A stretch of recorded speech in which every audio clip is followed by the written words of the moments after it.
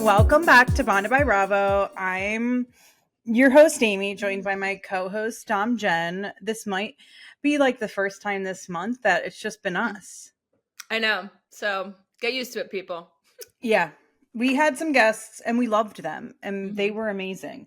But it's good to just be here chit-chatting, chatting shit. Yeah. You said you're in a good mood. Let's chat about it. Okay. What happened? Okay. So like, no, all right. I need to calm down. I had like a What little happened? No, I'm feeling myself. Oh, okay. I obviously like you hit the lottery or something. I did. Okay. So I've been in this like acting intensive the last few days where you're like going in front of agents and doing scenes in front of agents and managers and all these people to learn more about the industry and like get in there. So obviously it's a lot of like 20 somethings and maybe early 30s. There's a few of us that are a little older. And the feedback I keep getting on my headshot from the managers and the people are like, your headshot really dates you. Like you look matronly in this headshot and that's not the vibe you give off in real life. And I was like, oh, okay, cool. And they went so far to say like my gold hoops, the ones that I was wearing was motherly looking. And I'm like, oh, okay. Not a gold hoop. I'm like, oh, I love those gold hoops. Even if I show them to you, you'd be like, those gold hoops? I'm like, yeah. Like the twisty gold hoops that anyway. So I'm talking to like the 20 somethings and I'm like, God, I keep getting this feedback. And then we're talking about other things. And I was like, yeah, with my husband. And I said, my husband. And then one kid, the kid who was like the cutest little boy, he's the cutest of the 27-year-old who definitely looks like a young Leonardo DiCaprio, was like, you're married? What are you, like 28? Love. I was like, yes, I am 28. Yeah. I'm 28. And I was like, is it the barrel jeans? Is it the Sambas? Like, yeah, I'm 28. Wait, what are barrel jeans? Oh, you don't know barrel jeans? Girl, let me Google. Your age is showing. And I was just like, yeah, no, I'm totally 28. Then the boy next to him was 22. And they're like, how old are you? Like, and I was like, oh, I'm 42. And the kid went, like, made a face like, oh, shit. And I was like, yes, I could be your mother. How old's your mom? Is she like 45? Because, so I'm just feeling myself. 28 is great. I will say, like, when I catch myself saying husband now, I always think, oh my God, these probably, like, I know. People probably think I'm like a child bride, but they don't. I'm sure they don't. See, I am like, I try to not say husband ever, because especially around young people, because you feel like it like dates you and you're like, I'm still cool. Just because I have a husband doesn't mean that I'm not cool. I'm really cool. Yeah. I'm just going to say my Kyle, my thing, my Kyle person. and the funniest thing is I've been with these people for all day yesterday and all day today. And I didn't actually say the word husband until late in the day today. Because I was like, I'm so cool. I'm so cool. Well, I just Googled barrel jeans. Yeah. Giving Amanda Batula. Oh, she could definitely pull them off. I just ordered them. I want to show you mine. Is this weird if I stand up and show you? No, that's fine. I just don't know that these would flatter my body very much. I don't know if they flatter mine either. Oh. But I don't know. I'm just going to show you. Okay. Jeans are really tricky. I was just saying especially here. This is going to be awful. Yeah, this is not going to work. No, I can't see. You would have to like stand on your chair, and we don't need another accident. This is doing nothing. Yeah. I'll send a picture after. Okay. Anywho, they're all the rage apparently with the Gen Zs. I'm just kidding. I just think they're in fashion. Maybe now. Amanda Batula was wearing barrel jeans to something that I just saw her in. Yeah, I think that's probably why I thought of it. But I did go on her Amazon link tree or whatever the other day because you're always like, you should wear Amanda Batula stuff. I got one tank top because everything on her RHOBH page is like upwards of 300 to 600. But go. Yeah. Whoa. But you go and get the dupes, girl. You go to Zara for the dupes. Yeah. Like I got from her one of the crop Zara This is how I talk about clothes. It's cropped and it's a white button up and it's short I know sleeve. exactly what you're talking about. Yeah. Yeah. I got that. That thing sold out really fast. Zara has it for $37. Right now? Yeah, I just bought it. I just wore it the other week. Oh, okay. Send a link. I will. And I'm sitting here like considering getting CO2 lasers done to my face for my under eyes, and also being told I'm 28. So, you know. So you it never sounds know, like girls. it would be a waste of money. No, I want to fuck that. I want to look 24. Get the hell out of here. Oh, okay. 28 is not good enough. 28's a good age. I like 28. 24 is like, you're still like very less. Okay, and let me just tell you, my husband, who I literally texted him and said, yeah, the little boy who has been my reader in class, I mentioned my husband and he goes, "You're married? What? Are you 28?" And he wrote back 4 crying, laughing emojis and said he was playing you. You know what? It's always good to be humbled. Keep him humble. Always good to be humbled. Keep him humble. I wanted to ask you this too, and I don't know, do you follow Remi Bader at all? No, but I did see this story. Okay. I haven't listened to the podcast yet, but I'm going to. Yeah, I listened. I have been a follower of hers, I think, for like 2 or 3 years. And it's been a big story. Remi Bader was a plus size influencer. And she's very vulnerable for her age on social media. And for as long as I've followed her, she's been very vulnerable. She started off doing like Zara and Free People hauls and wearing them, or like doing the images of Zara and being super goofy and like, why do people wear these clothes that looks crazy on me, and calling it realistic hauls. So she was a lot of fun to watch, especially, you know, I always love to see like, is it a good outfit or is the person just skinny? This is my thing with Amanda. Like, but you're just as skinny. No, she has, you have like the same body type. She's definitely taller, and her lower, I believe me, I had a consultation with Cool Sculpting the other day, and then I was talked right out of it. It was a whole thing. But she's got that, like, I have this like lower belly thing. I have like these upper abs and then like fat right below. It's very weird, which is why nothing fucking fits me right.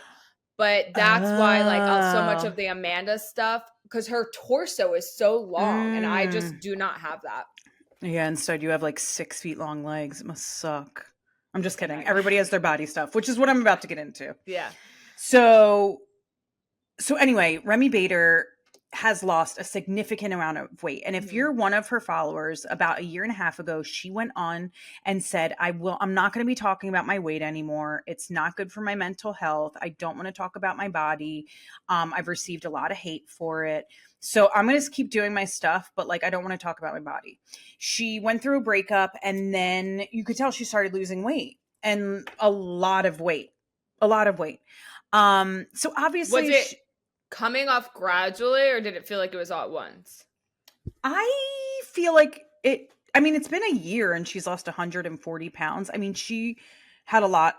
She was like, she said on Chloe's podcast that she was morbidly obese. She had gone and said that the doctor said she was having a period 24/7 and said that she was going to be infertile. She was having her period 24/7? 24/7 for months. What? She had a fatty liver. And so she had tried Ozempic and got really, really sick from it. And then she decided she was having terrible back pain. She used to have to wear like Dr. Scholl's because of the pain in her back, and all of these things. Like, it was affecting her health. Her cholesterol was high, etc. And so she decided to get a bariatric surgery, which it's called SADI is the one that she got. I don't know much about it, but she talked about it on the podcast. And people have been in her comments for months. I've been watching, just saying, oh, she got the sleeve surgery. She got all these surgeries, blah, blah, blah. She's not real. She's not honest. And I just have such a visceral reaction to these people having comments like she's not being inclusive anymore, which from what I've seen, she came out with a jean line. She came out with a clothing line that is still size inclusive during every fashion week. Like she's always done. She always highlights the designers that are featuring plus size models on the runway. And I just feel like if your weight is starting to affect your health and you decide that you want to do better for yourself and for your future, why does she owe anybody an explanation about what she's doing with her body? She doesn't. These trolls on the internet. It's not even trolls, Jen. It's other influencers coming out and saying she should have been honest with her followers from the beginning. If she was going to do a podcast, she shouldn't have done Khloe Kardashian's, which again, if you Why? Because of who the Kardashians are when they talk about body image. The Kardashians Kim has never pretended that she is the pillar of body positivity. Khloe has talked about her struggles with her own weight. And Khloe and Remi, again, if you've followed Remi for years, have had a friendship that they met and connected at a Good American event. So Remi felt comfortable having that conversation. I think it's also more comfortable to have that conversation with someone that might have gone through maybe not something so similar, but has struggled with their weight. Like, oh, would you want to go on Alex Earl's podcast and have this conversation where you're like talking to some skinny chick who's probably, I mean, I also shouldn't, I'm not size shaming. I'm sorry. I take it back. And I've always loved her. And I saw her have this breakdown last year about people just being terrible to her. And she's still such a young girl. She just turned 30 and was having horrible health issues. And now she feels like she has to go on this podcast, tell her truth. And I don't know. It's pissing me off that people have so many thoughts on it. The thing that sucks too about it is the internet is her source of income, I assume. Yep, exactly. And so it's not like she can just, hang it up and get offline. Yep. Because logically that would make the most sense. It's time to get offline. Like, let's block out the noise because in your real life, I mean, Bravo Lebs have talked about it all the time. The shit that people say to them on the internet, when they see them in person, it is not that experience at all. So it's like, there is a way to shut it off, but it's her income. So she kind of can't. Yeah. It just makes me sad. She said there was a year where she didn't want to walk by a mirror.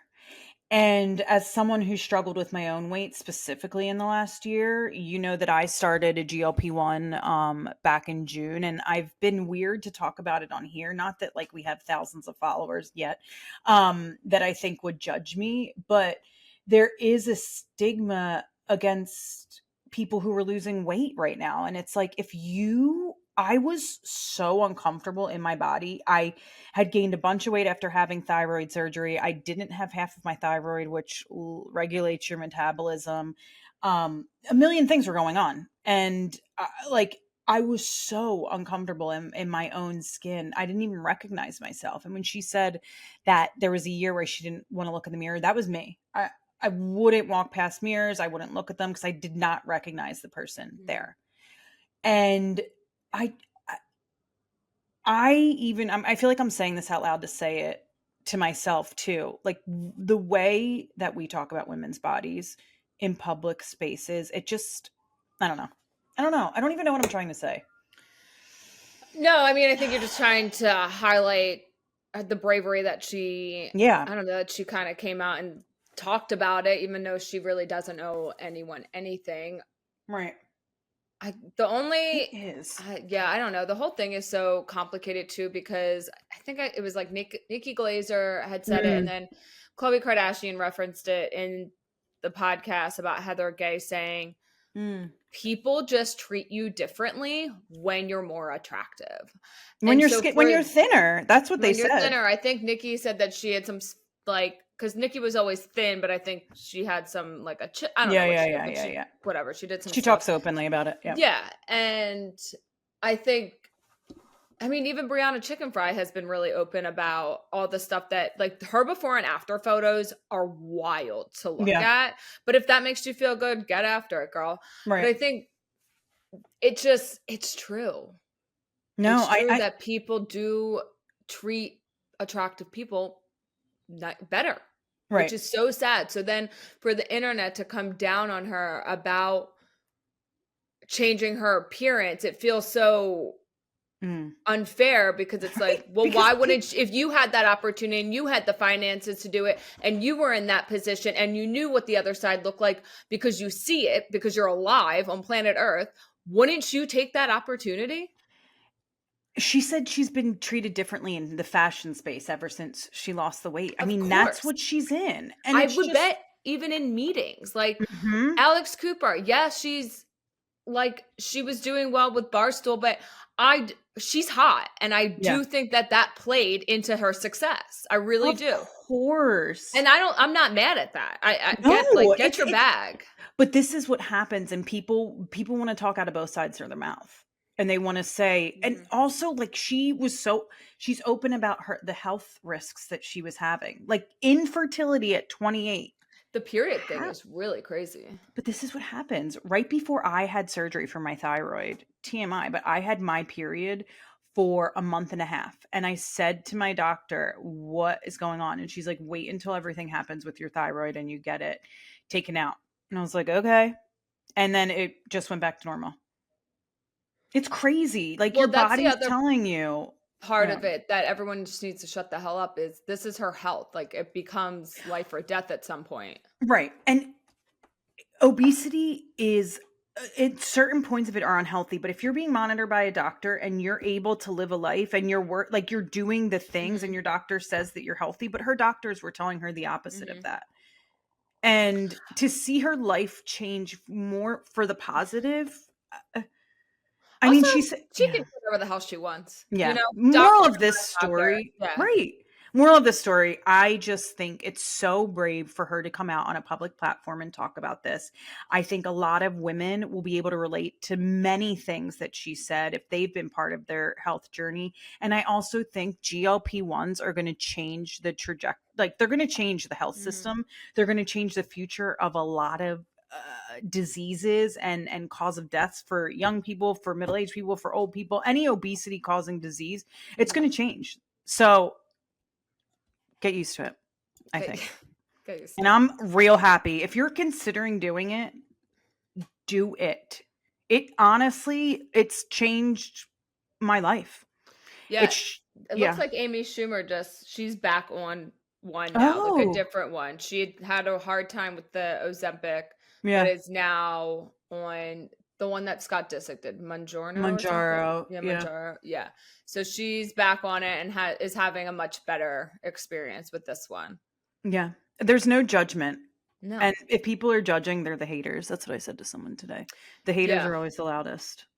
Always. They're so loud. So fucking loud. It's so, they always take a moment to hate. Like, it's just what they do. It's really obnoxious. I hate that we have it. I just posted this video on my TikTok about how someone called me 28 because I was like feeling myself. And Craig Shane from fucking Bumblefuck, Wisconsin wrote, do you mean 38? Because they're actors and they were playing you. And I was like, Craig Shane, beat it. That's so some stranger got on there so quick to shame. Some man got on, and I love men. Yeah, we're not Giggly Squad. We love Giggly Squad, but this isn't like a man-hating podcast. No, remember that one chick on our YouTube that said we were man-hating lesbians? Oh, wait. Yeah. I think what she meant is feminist icons, but whatever. Right. Yeah. You can be both. Yeah, you can. Well, speaking of Paige, what are we speaking of? Did we get into Summer House? Oh, God. I have so many thoughts. Also, if you have not bought your Bonded by Bravo merch yet, what are you even doing with your life? I said to my parents, hey, Mom and Dad, you should buy your merch. And my dad goes, another sweatshirt? What am I going to do with it? And I said, Dad, I am your damn daughter. Be proud of me and buy a $37 sweatshirt, would you? Would you? Would you? Okay, where is my outline? I need to look. Okay, what are we thinking? What are we talking about? Okay, I think we should. Well, the nice thing is that we get to recap this week's Summer House right after. Like, I watched it mere hours ago. Oh my God. And I can't believe I thought Paige and Craig were going to make it, because nothing is more clear to me than, oh my God, these two should not be together. And that she should run. The scene in the bed with Ciara and Paige, and there was a lot of things that happened, but the scene in the bed where she's whispering too, because I feel like she was trying not to say this on camera. Also, there's in this same conversation, Ciara holds up her laptop and like covers her mouth, and I'm like, what was she gonna say? Like, what was she saying that we can't know? And the other thing is, Paige said it was what me and Amanda were talking about earlier, and I was like, where were they talking about that earlier? Because if they would have had, they were in last week's episode. Okay, about the date, like that she had with Craig. If I could ask Paige one question, I would say, when did it switch? Was watching Summer House and Southern Charm, when they're driving to the airport in Southern Charm, there is like a real kind of like, I feel like her body language, maybe I'm reading too far into it because now I know that they're broken up, but it felt like she even made that little joke, like, this is the last time you're going to see me and you don't even know it or something. And so I'm trying to figure out, like, when did it really start to like switch? When did she make the decision? And when did she start thinking like, oh, I don't know if I got to get out. Like, I don't know if this is going to work. I heard Cameron Diaz say a quote one time, and it stuck with me for all these years. Cameron Diaz.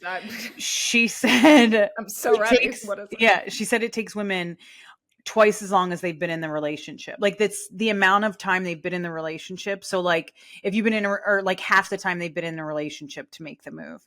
And for example, she was like, I was in a relationship for 3 years and I knew a year and a half in that I wanted to end it. Yeah. To that point, I feel like Paige has known, I feel like I've got a vibe from her for over a year that she, you know, it was almost that winter house where Craig was just giving everybody the ick by yelling at them. I feel like she was still so in it at that point, though.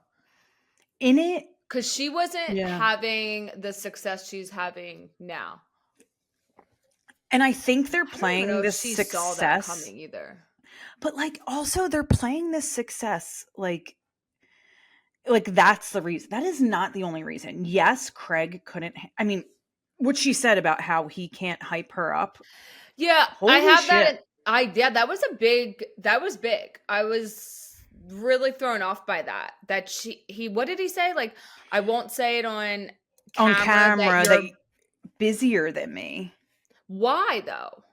Because all I can think is because he's a guy and he feels like he's not doing the same amount of stuff. I don't know if that's the reason. Like, but if Paige that's your partner, not the one, and also that's not your. If that's your partner, it's not your competition. You guys are on the same team. So which is even scarier. Your success? And is he looking at her as competition? Because let me tell you, that's no way. That's not gonna happen either. I feel so I mean, did you see the after show with Paige where she that to me gave us a lot of that gave me a lot of insight into what was happening. She was very honest. She was very open. And she talked about her and Craig's relationship and how, what was she saying about how she didn't trust what he was saying? Yeah, like kind of fabricate. Like she even says it in I guess kind of like fabricates some stories. And I think she even said it for the mid-season trailer, which by the way, looks so good.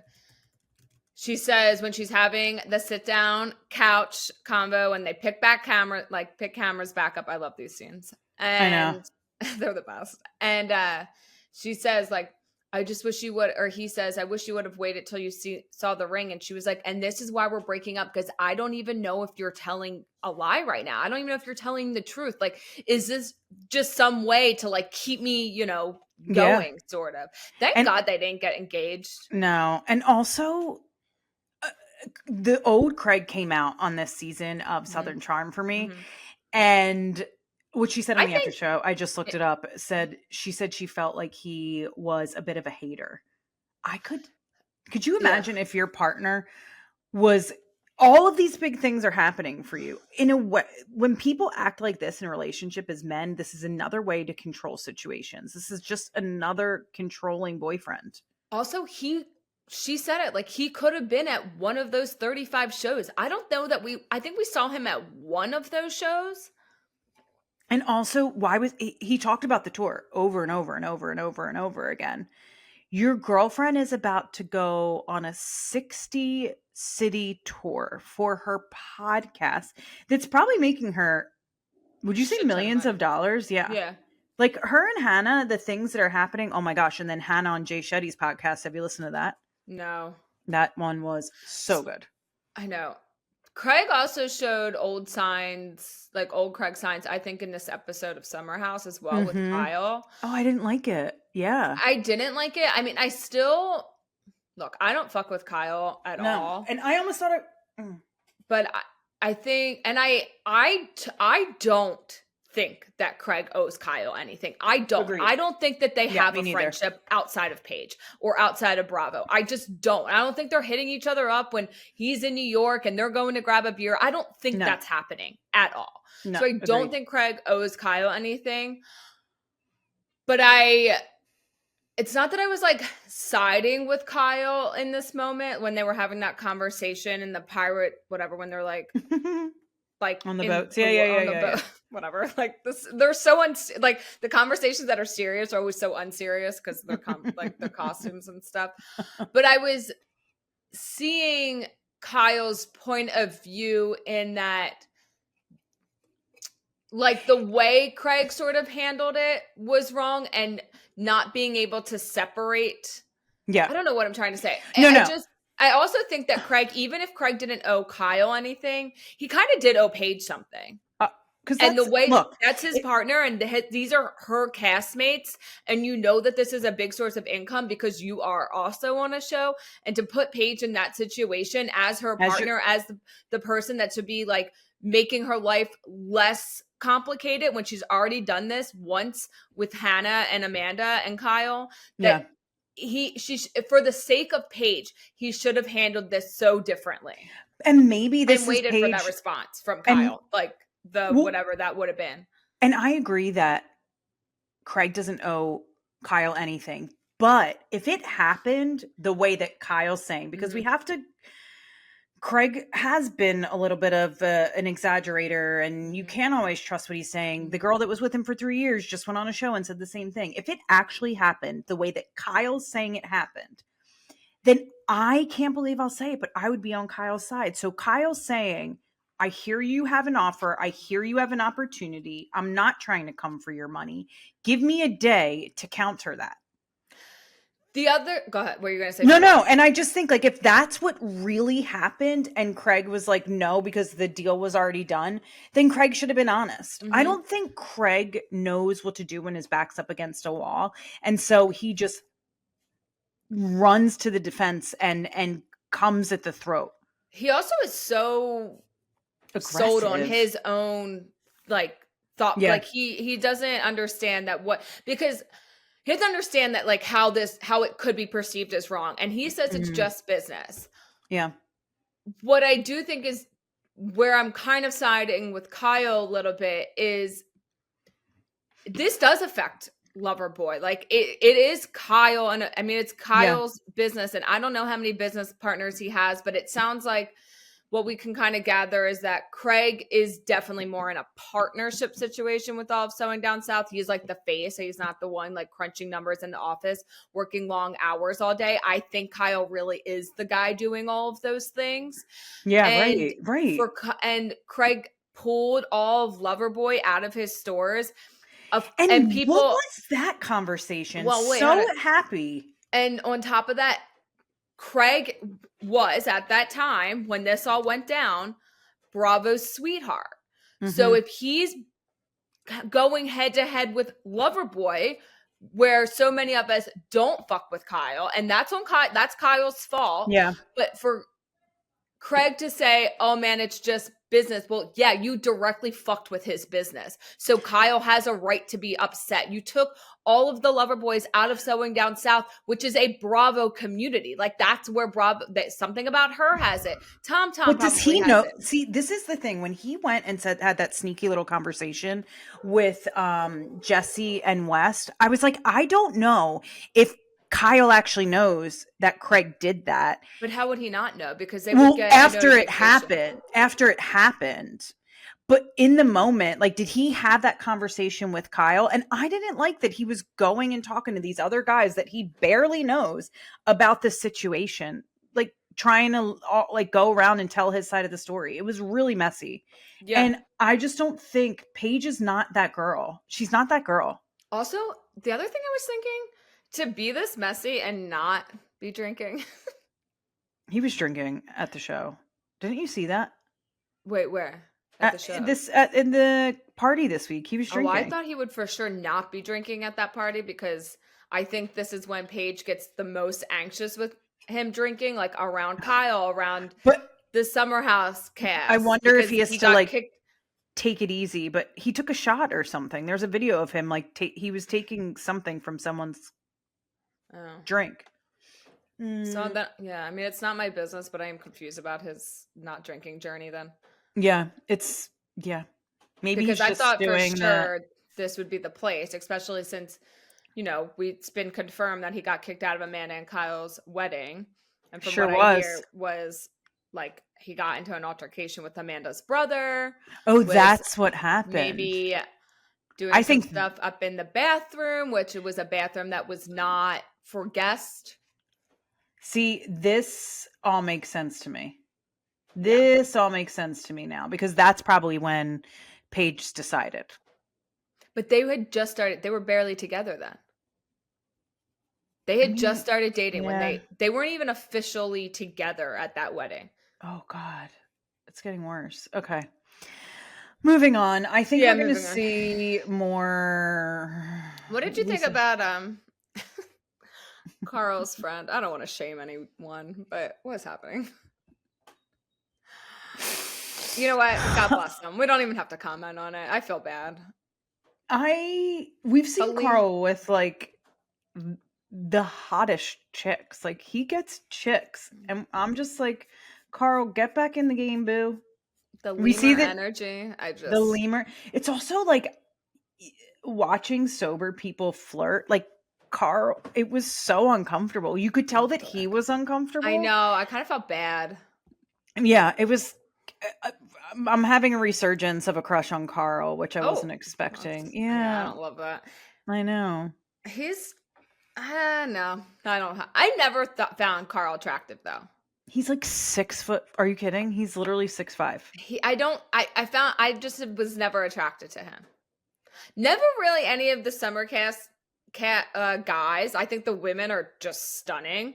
You're not attracted to West, except for I was just about to say, except for West. And like West honestly, is your type to a T. Sad to a T, like to a T. Outfits and all. It literally like West can get it. Yeah, West can get it. Yeah. Sorry, husband. It's okay. Speaking of West, okay, so. I have a hot take. I don't know if it's. I love a hot take. Don't come for me, girls. Don't come for me. I want to respect. I love Ciara. I want to respect her feelings and everything that transpired. And I don't think doing that New York Times interview was the move. And I think Wes would even say that today. And I think he even did in the after show. Like at the very least, could have given her heads up. But I do think we're really. Maybe I just don't understand how much Ciara put in that relationship, but because we only see snippets of it on TV and it's edited down to these 40-minute episodes, like I do feel like the continued villainizing of Wes is getting a little tired. And like, I think that she's allowed to be upset about it. Absolutely. And I don't like, absolutely, that's her prerogative and her feelings are her feelings. And I don't want to invalidate that. With that said, I genuinely don't think Wes was using her. Like, yes, he didn't end it correctly. He shouldn't have done the New York Times, but I don't think there was this like motive to like, I'm going to use Ciara to like, you know, have my glow up on Summer House. And, you know, and for fame or for what, I don't even really know what Ciara is in saying that he's using her for, because with or without his romance with Ciara, West was going to be a breakout star from last summer. He's just funny. He's charming. He's good looking. Like I think if anything, it's probably he did himself a disservice by getting involved. I also, just for Ciara's take, I think Ciara loves hard. Like, she's very loyal. You can tell the person she's with. She is like, if I'm in, I'm with one person. I'm in on this. Mm-hmm. We saw at the reunion last year that West kind of said in group chats and things, and Amanda and Paige went at West for saying, like, you were so worried about the girls that were going to be in your DMs that you gave up Ciara. And I think when Ciara thinks she's being used, that's what like, oh, I was fine up until the show was about to air and your DMs were going to start blowing up. So I think that's what she means when she says she feels used. But also, I love Ciara, and for her dignity, I want her to care less or act like she cares less. And I think she thinks that's what she's doing. But as the viewer, it's coming off like she still cares a lot. A lot. And for us, I think we're like, we just want you to save face. You're a freaking 10. And if saving face happens to be you flirting with Jesse to try to make West a little antsy pants, I have no problem with it. Yeah. Flirt away. I actually enjoyed the flirting this week. It was good to see this light side of Ciara that we love so much. Like, that's why I love her. I love when she does her costumes. I love when she goes all out. And to see her flirting and being more lighthearted, I was happy. And I do think her and West are going to get to a space where they can joke around. It's like almost happening. The little soliloquy that West has with Amanda, I could have done without that. What, the little conversation that he has with her outside? I was like, I think he was feeling just really, I mean, there was also, they'd been drinking all day. Yeah. I think he was just feeling frustrated. Like, he had probably had a conversation with Jesse. Jesse was like, yeah, I tried to give her a hug. Like, it was just like playing on his mind. And then the alcohol gets in, and then, you kind of get caught up on one thing, and you're like, kind of riding around with it all day. Yeah. Also, though, like, I thought it was so ironic that of the things they talked about, that's what Jesse told him. I'm like, that's the part you told him? What about how you said that if he didn't claim her first, that you would have went after her? Did you tell West that part? Like, tell him things. Like, it was just so ironic to me that that's the conversation he was having. These boys. Yeah. These boys. The Emerald thing is like weird. Emerald is going to be a one-hit wonder. He was on Watch What Happens Live, and I was like, why is he even on this show? Like, why is he even on? I don't know that he has earned a Watch What Happens Live appearance. He also he's like the epitome of a pick-me. Like, yeah, I have an orgy. I do this. I do that. The clubs I go to, it's usually like a younger crowd. You know what I was thinking when he like brought home those girls like again? I was like, this boy's got some trauma.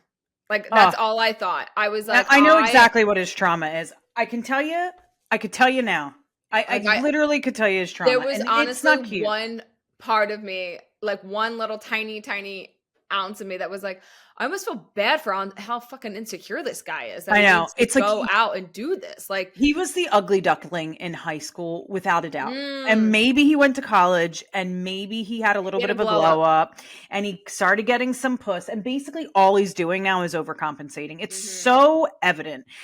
And my question to you is, what do you think happened, and in the Jesse Solomon's mind possessed him to walk into a room where a threesome was happening?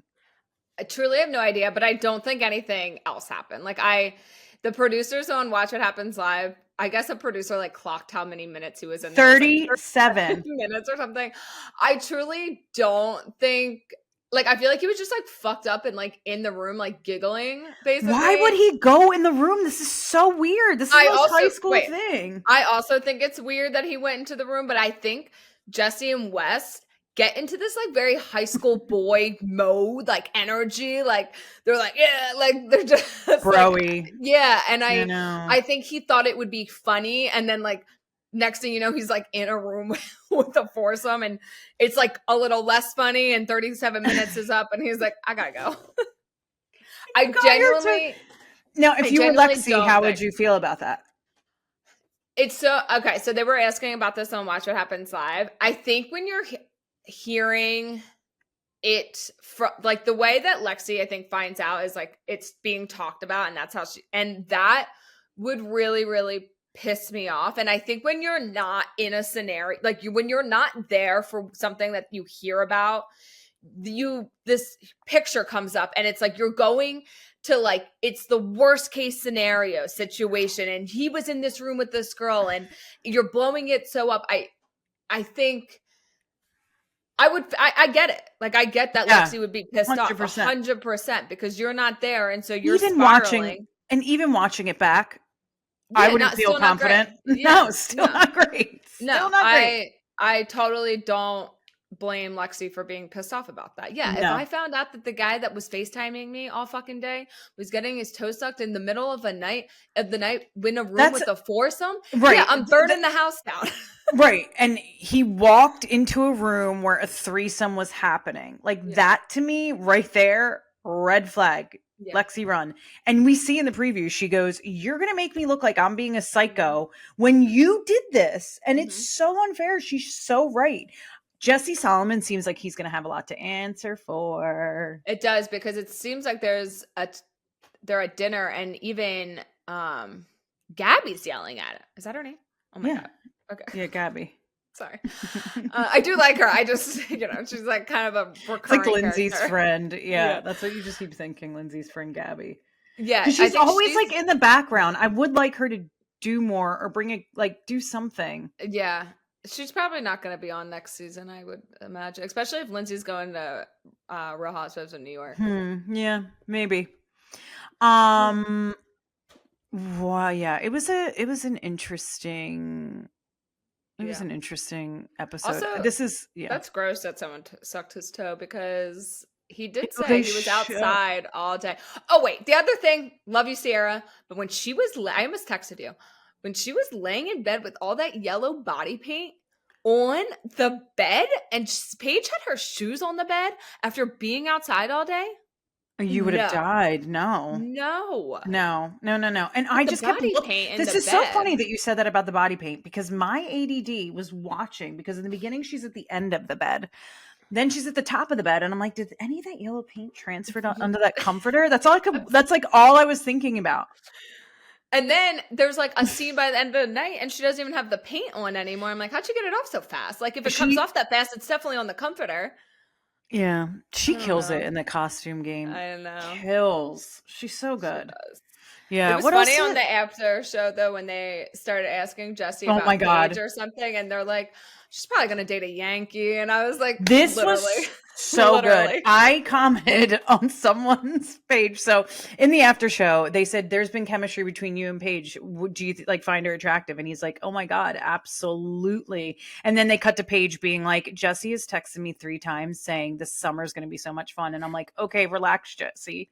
And then you cut back to Jesse and Jesse's like, I mean, yeah, I'd hook up with her, but she's probably going to date like a Yankee. And I wrote and have had over 100 likes on someone's page that reposted it. No, yeah, Jesse, you're right. She's definitely going to date like 100%. And we're all manifesting that for her. Please. It's so giving Sex in the City when Carrie is done with Big and then they go to the Yankees game and she starts hooking up with one of them. All right, well, let's move out of Summer House and go on to Jesse's funny. I hate it. He could laugh me into bed any day of the week. I know it. He was a good casting choice. Like even and he's also like down to like be a little messy. He's like, yeah, I'll get in your comments and I'll make things fucking weird. Right. And also like him flirting with every girl. Like we all know a Jesse. And if you're like in a relationship or married, you love having Jesse as a friend. 100%. There's nothing better than one of your guy friends who's going to hype you up and tell you about yourself all day long. Go ahead. I need to get one of those. Oh my God. I can think of my Jesse right now. Shout out. Casting. Yeah. I need to have one. You probably do. I really don't. Okay, let's talk about Southern Charm. So Leva announces departure, which I felt Who nothing. cares?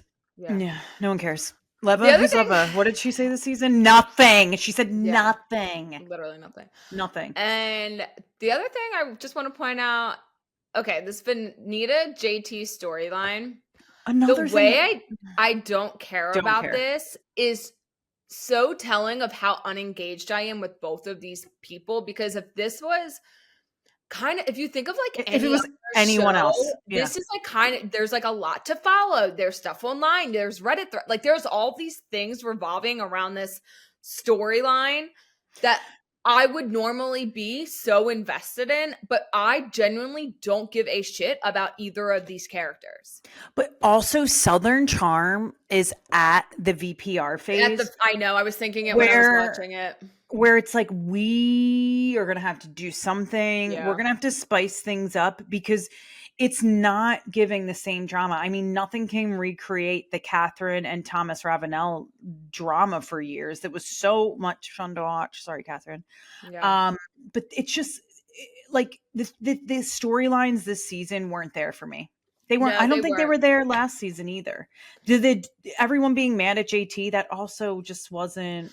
It doesn't work because we don't care about JT. Yeah. If it was at someone we cared about, if this was happening with Shep or Austin or Craig or Madison, or that's basically like, then we would care, when we would have a storyline. But we it's like they're creating storylines around people that we don't care. Maybe that's something that Bravo had to try to do because they were trying to like workshop, like, how do we kind of move forward?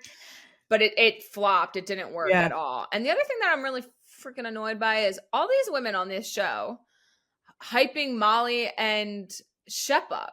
Why? When it's Taylor, why is, and it's Taylor. But also, the other thing we've is all like, seen Shep fuck around for years, and this beautiful woman who is clearly smart and interesting, this is who you guys are gonna hype. Like, that's not a friend. If my friend was hyping me up to go in a relationship with someone like Shep, I need new friends. And also, like, I just think it's so weird. It is Taylor's ex-boyfriend of like 2 or 3 years that devastated her, cheated on her multiple times, and Taylor's just sitting there like, yeah, like she probably just has to go along with it and pretend like she doesn't care what's going on. It's I think Sally and Molly were good additions. I agree. I think Sally's good. I think she'll probably be around for a little bit. Like, Taylor's obviously not going to come back. Leva's not coming back. We might see Venita next year. Probably not JT.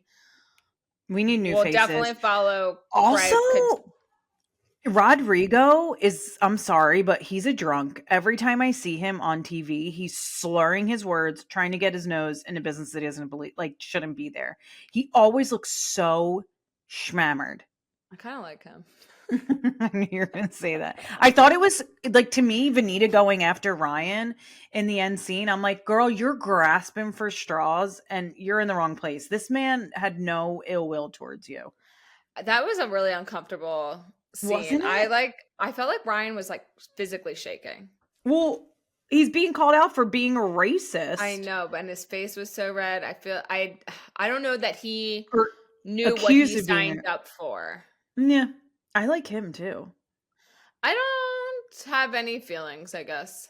But what are they going to follow next season? Are they going to follow Madison having a kid? Like, I think they should lean into Sally. I think Sally is down to play and do it in a way that doesn't feel so produced. Like, I think this girl's been trying to be on reality TV for a long time. The Bachelor. Really?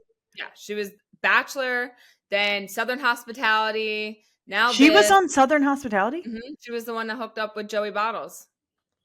Was hooking up with Joey Bottles last season. So this was like, she was like, I will be on reality TV. I need to see that. I also cannot see her with Joey Bottles. Oh my God. Okay. Yeah. Oh, fun. Well, I also watched the last episode of Beverly Hills. Garcelle announces her departure. How are you feeling from that? Because I know that you're a Garcelle lover. I feel like it's fine. I don't care. I really don't. I mean, There's been a lot being said about Garcelle and Bose. I've been on TikTok and there's been a lot of conversations about Bose. What about? Bose wrote something to like really nice today to Garcelle and like posted on Instagram.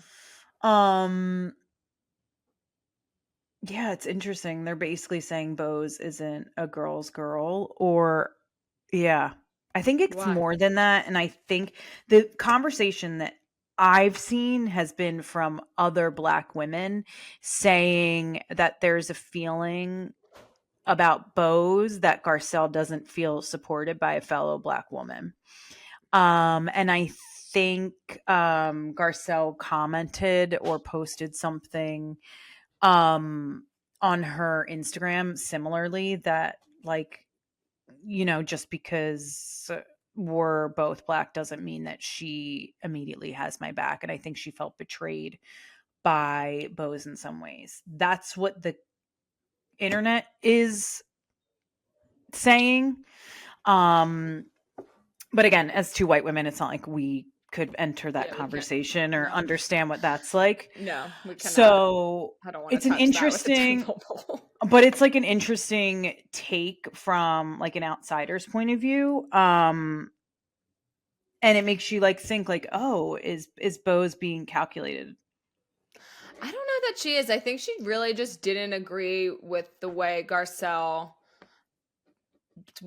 kind of blindly defended Sutton when Sutton was going really, really low at other women. I don't know that Bose was seeing. What would you do in that situation?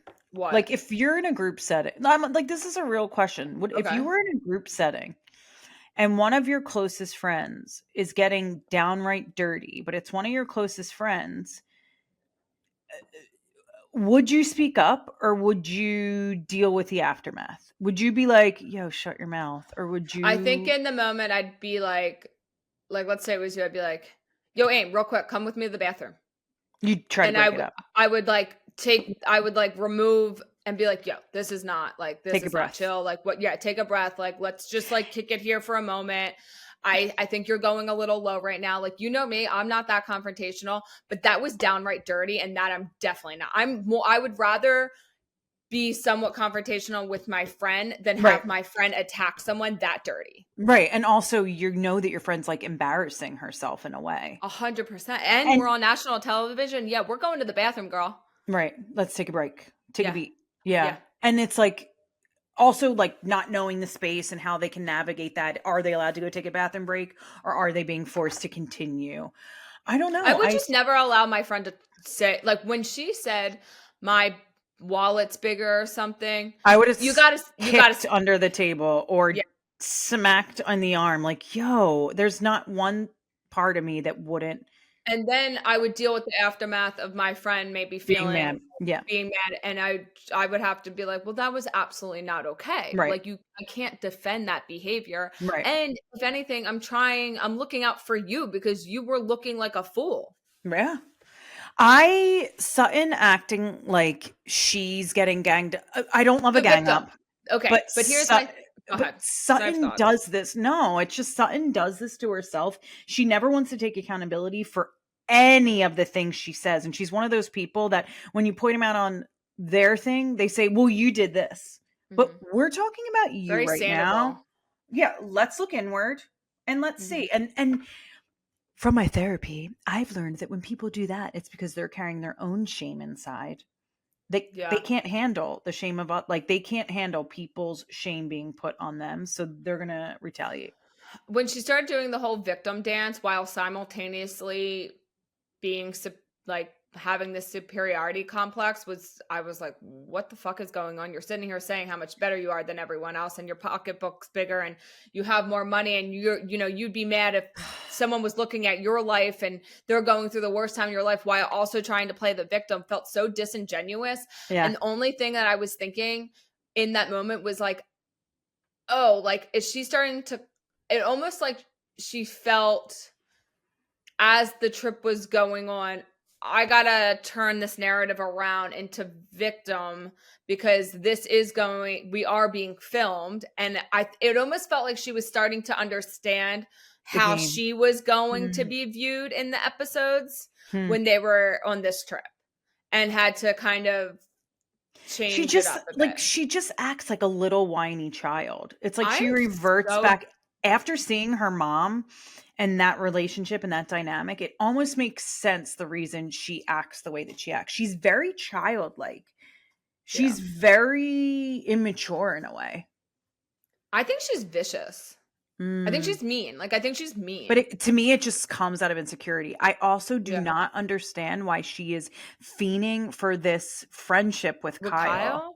Also, I did not agree. You know, I'm not always like a Kyle apologist by any means, but I did side with Kyle in this. Like, it's not her responsibility. Was it her responsibility to speak up when Garcelle was not saying a word? And Kyle says, like, why do I have to say something? You guys are her closest friends and you didn't say anything. And they kind of didn't really have a response except she wants it to be you. But that's not on Kyle. That's on Sutton. I'd say Kyle shouldn't have to give that to Sutton. I'm glad it's over this season. The reunion looks like it's going to be pretty, like... Are we going to get another 3 parts? I think so. Yeah. I'm glad it's over. What's coming up that we're going to be able to watch? The Valley, which Jax is all over the place. Oh, God. Jax. God. Brittany is trolling this man on social media, and I am here for it. People are mad at it, too. They're like, if this was... I saw that. Yeah, on Bravo and Cocktails. Yeah. This was some... I don't even know how they said it, but basically, like, the fact that she's trolling over someone's addiction is so low, and it's like, yeah, but she knows more than we know. And we also know Jax. And we know Jax. Even he plays the manipulation game. He plays us. Talk about playing the victim. Talk about playing the victim. Jax Taylor is the king of playing the victim, and he's doing a great job of it right now. He's a People magazine said, come and talk to us about your addiction. And what Brittany said is, I just don't think he's following the sobriety path the way that he's making it seem. Yeah. And I think the other thing is, like, look, I'm not an actor. I haven't had to go through this, so I don't want to say too much, but I do think the way in which he's describing his addiction, like, I was doing so much coke, you could kill a small animal or something.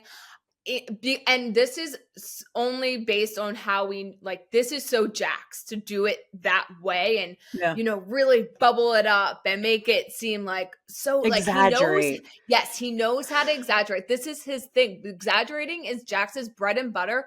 Quite literally. This is how he's stayed on TV for this long, is that he takes a little bit of truth and he blows it up. And he has even said that himself. This is not even me saying it. He has said, yes, I take a little bit of truth. There's always truth to it. And I'll give him that. But he paints a real big picture of what went down. And then is like, oh, that's crazy. And watches it blow up. But so Brittany is accustomed to this. So I don't think we should be shading Brittany, who is married to the man, with the man for 10 years, whatever. Yeah. Let her live. I'm Team Brittany. Yeah. I'm excited for the Valley for sure. Also, this Love Hotel is coming out. And then one of the guys I went to high school with, he posted something yesterday, and I guess his cousin's one of the contestants on it. So we have. And are we watching Denise's show? Actually, obsessed. Honestly, obsessed. Oh my God, wait. I love it so much. And her daughters could not be more different. It's crazy. Okay, good. I'm going to watch that.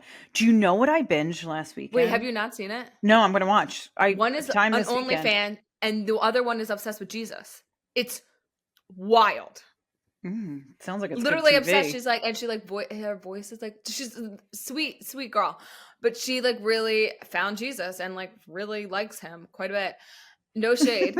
And then the other one is like on OnlyFans getting nose jobs, and it's just the difference is just crazy. And to think that Charlie Sheen and Denise Richards are the parents of this Tiger blood saintly woman.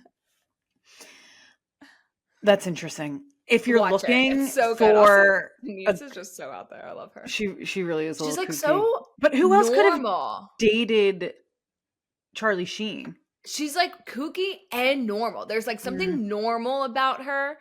I think her kids having to work is great. Like they can't, like, I don't know. There is something so there. I don't know how to say it, but there is something very, I guess, relatable about her. And it's Denise fucking Richards. Okay, so that's gonna. Yeah. You're gonna be like, what the fuck is wrong with you? Oh boy. I binged The Baldwins. Oh boy, tell me. With Hilaria and Alec. I'm not gonna honestly, lie. About it's not that bad. I've seen so many worse things, and you're kind of like, why do you have 6 kids? Talk about normal. We know he has a temper. Fine.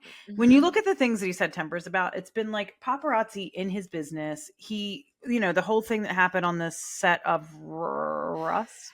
Yeah. Is basically how this all plays out. He has 7 little kids. He has OCD really bad. This is stressful. I'm stressed. You would be so stressed. There's kids everywhere. There's shit everywhere. You watch his OCD, and then he has Hilaria, who I want to live on her planet. I want to live there. I want to make a house there. I want to put my bed there. It seems so nice and cozy. I want to live there. And wherever my mom lives. That's where I really wish I had more delusion. And like, I know we've talked about it before, but I wish I was a little more unaware, or like didn't have so much self-awareness and wasn't always people pleasing. Like, I want to live in that space just for a day, even. That's build a home there. One day not giving a fuck about what anyone else thought or the spatial awareness around me, and just like felt entitled. What if I was just entitled for a day? You should just come to the Upper East Side. There's entitled people everywhere. Same here. This is like my biggest drives me insane with the Bay Area is like the entitlement it's unmatched. I'm like, what? Yeah, it's fun. Anywho, thanks for our listeners for following through with us on Thursday. We had some scheduling conflicts, but we will be back all next week with a brand new episode of Bonded by Bravo. Like and follow us on TikTok and Instagram at Bonded by Bravo Pod. Listen wherever you find your podcast at Bonded by Bravo, and buy our merch. We have hats, we have a mug, we have a hoodie, we have a crew neck. We got merch. We got a beanie. Support us. We'll see you here next week on Thursday with an all-new episode of Bonded by Bravo. Thanks, friends.